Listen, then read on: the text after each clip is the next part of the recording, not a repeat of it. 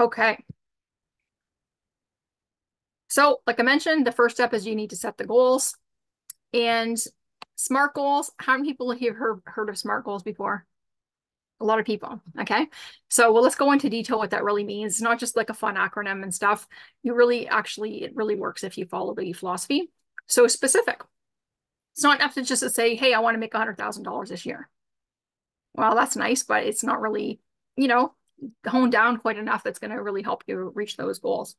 Measured. So you need to have some sort of quantitative measure of each part of, the say smaller goals add up to bigger goals. So that way if you don't measure it, then how are you going to see your progress, right?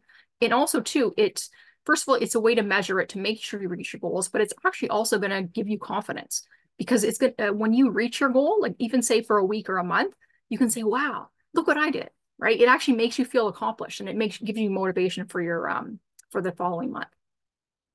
Okay, so action orientated. So your goal has to have action. It has to have what exactly are you going to do to reach those goals? It's not enough just to say, hey, I want to make $100,000 this year. I want to get 50 new clients, right? And I want to increase my Google rankings by 20 points or whatever. It has to be how are you going to get there, right? So realistic means that, you have to still look at different things, right? Like, can you actually handle that much work, right? Or maybe if some sickness might arise, you want to go on vacation, or you need to actually get sleep, right? So thinking about the things, is that actually realistic for you to achieve? Because first of all, you don't really want to be stressed out because that's not going to make you happy and it's not going to really help you with your goals. But on the other hand, if you set them too high and you don't reach them, then maybe some people might feel like a failure, right? So you want to try to be as realistic as possible. And if you really smash them 1 month, then you can say, wow, okay, well, maybe next month I can increase them, you know? And so, kind of keeping that sort of thing in mind. Okay, timed. The clock stops for no one.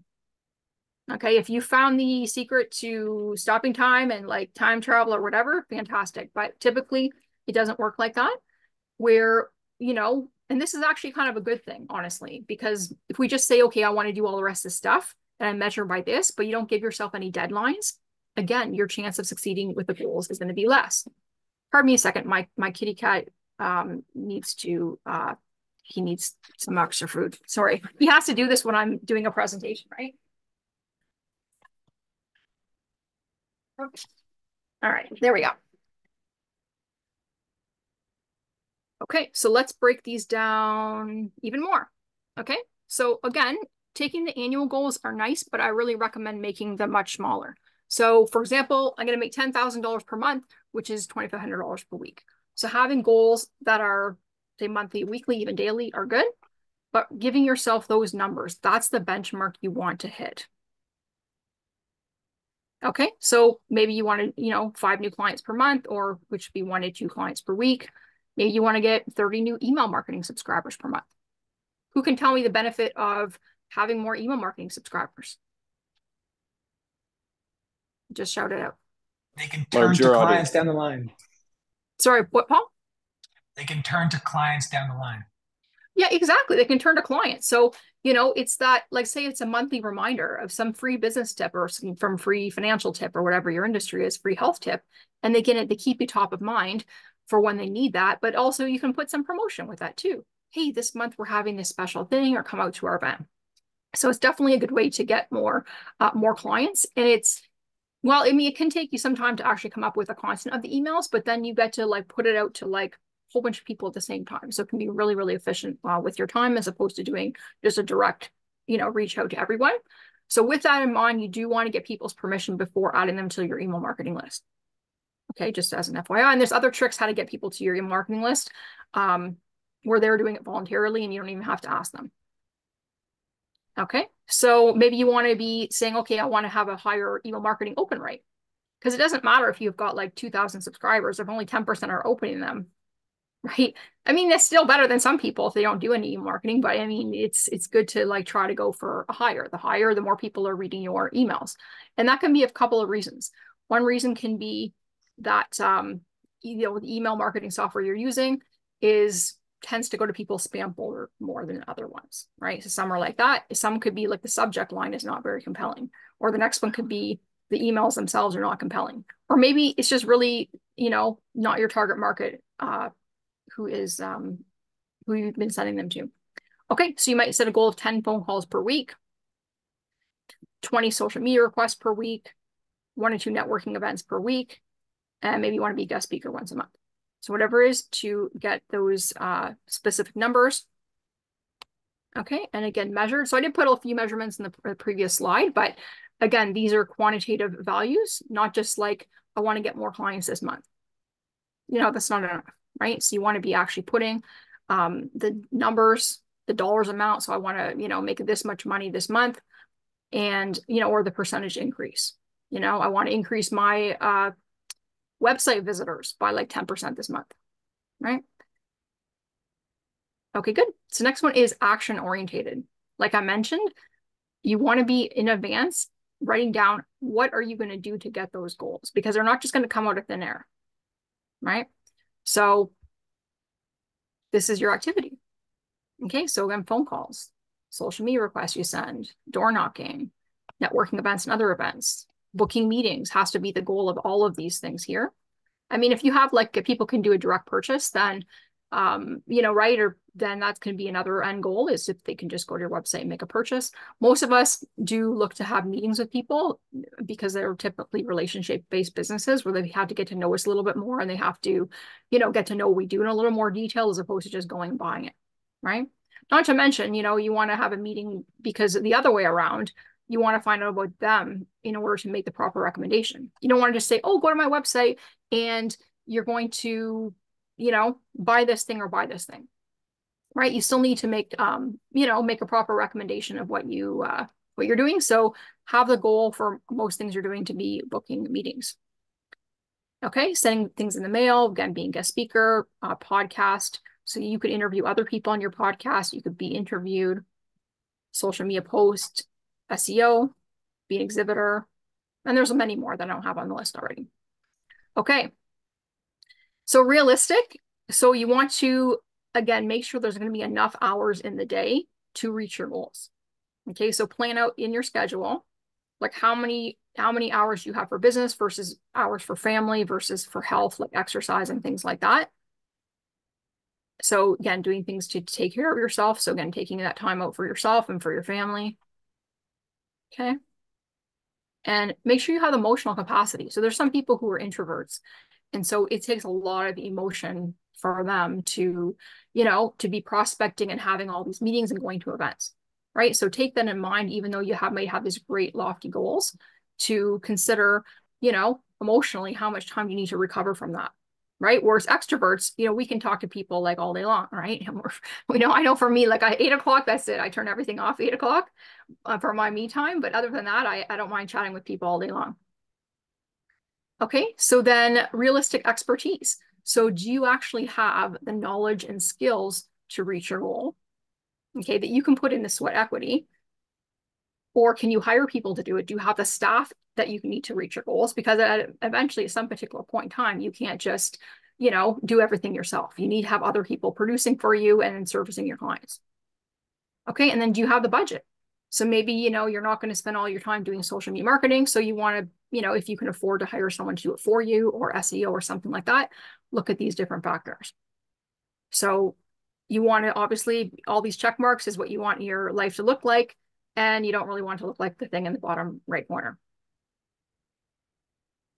Okay, and then organization. So that's actually the last one there, is to think about how organized you are and put things in place that will help you stay organized.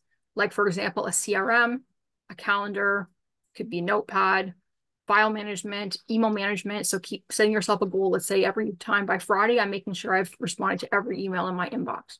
I've cleared all these different things. Otherwise, what happens is everything just builds up, and then you get to feeling overwhelmed, or maybe you miss an important email because it got blocked down by everybody. So set yourself up for success by planning these things in advance and get a calendar.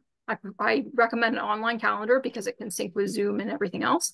And then actually block time in it for family time, for exercise, for, you know, reading books, right? Or, working on a certain part of your business, like, cleaning up all your files and stuff like that. You need to put this in your schedule, because if you don't, then it's probably the same thing that's going to happen as maybe happened before, right? You're working too many hours, you're getting sick, your family's complaining they don't spend enough time with you, you're just missing opportunities, right? And you're just not reaching your goals. Okay, timed. So again, we are on a clock. So it is important to set those deadlines. It's going to make you achieve it, greater chance. So for example, for the week, okay, so what do I need to achieve this week to reach my monthly goals, to reach my annual goals, right? And then your monthly goals, and then get started. There's no time like the present, because time is running out for 2024. Okay, and again, you can break down the goals into all the different components. Okay, then you want to review. So first of all, before you set goals for the rest of the year, you want to review what you've done so far. Okay, so how many clients have you taken on? How much revenue have you taken in? And then you can break those down as well by service or product. Okay, so how many new clients did you have for this particular type of service versus this particular type of service? Let's say, for example, you're a real estate agent, and how many residential buys did you have versus residential sales, or how many commercial buys versus commercial sales versus leases and things like that, and then revenue. And then you can evaluate to say, okay, so then what did I do again to get those goals? And then what can I do differently if I want to be changing those, or should I keep it the same? Okay, so check up how many renewals you had, your expenditures too. It's nice to, keep a track of how much you're bringing in, but then if you're spending too much, then your profit's not really growing as much as you want it to be, right? So it's not really important just to have a revenue goal for the year. It's important to have a profit goal, right? Now there's two types of things to consider with profit.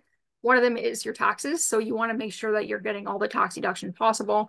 But you don't want to overspend either, because then at the end of the day, you have less money in your pocket. Right? So that's good to work with an accountant, work with a bookkeeper who can help you with this sort of thing, and kind of help you stay in check with your different expenditures. And just keep in mind, okay, again, activity, like I already mentioned, see what you've done. And if you've reached your goal so far, fantastic. Continue with that activity you've been doing till now. And if you haven't been, consider which activities you need to do more of, which ones less, or maybe there's some that you don't need to do less of, but maybe you just need to improve your methods, improve your approach, improve your communication skills, things like that. Okay, so then you want to be reflecting once you've written down everything you've done so far this year, and also too, what you've just done in the month of July, just in June, just to break it down by month. And then again, reflect on why you got those results. Okay, and you need to decide on repeating past activity or making some changes. And then you want to be repeating the process. Okay, so I recommend at least once a month, following all these different tracking purposes, and it will help you reach your goals. And also plan for time off for a couple of reasons. So plan for time off, let's say December, or even before December. Okay, first of all, you want to be taking out of your goals. So you can't really say, okay, I need to do this every month, because there's going to be maybe 4 weeks of the whole year, or 3 weeks or 2 weeks where you're actually going to be taking time off, hopefully, right? You need to take some time off for yourself, for your family, that you're not going to be working, which means you got to squeeze your yearly goals into shorter amounts of time, into fewer months or fewer weeks or things like that, right? So that's one thing to keep in mind. The other thing is that I recommend having something for yourself at least once a year, let's say a vacation if possible, something that you really look forward to when you know you're having the time off, because it's actually going to make you achieve your goals better, more of your goals, right? It's just like there's a study that says when you first, let's say you're studying for something, and when you first start, you're all energized and you're studying, and then after a while, your enthusiasm and your energy goes down and down and down, and then you're like, okay, I know that I have to go to work soon and I only have, 10 more minutes to study. Okay, then your energy level and your productivity ramps up. The same concept. Okay, I know I'm rewarding myself in December by going away for a week or two to like Jamaica. And so therefore, I'm going to be working really hard because I know I'm going to have that reward of time off. Okay. Okay, so how are you going to be keeping track of everything? So you may already have a system. If you don't have a system, I recommend using Microsoft Excel or Google Sheets. And again, I just gave a sample for someone maybe for July. You can go back to June if you want, but we're almost done July anyways. So then again, adding up all these things. Of course, there's way more activities on here. I just did a small sample, but there's all sort of things you can do. And then once you've done all these things, and you're going to see again how the activity, related to what you produced then and what you spent as well. Like, did you spend like, $2,000 on Google Ads? Was that worth your money? Right? Maybe it was fantastic. You spent $2,000 in Google Ads and you made $10,000 extra that month because of that. Then you know what? That was a great investment, right? But if you put a whole lot of money into something and you really didn't make anything, then it wasn't worth your investment, right? So I want to let you guys all know today that you can do it. Stop saying tomorrow, next week, next month, next year. Say today, this week, this month, this year. Any questions?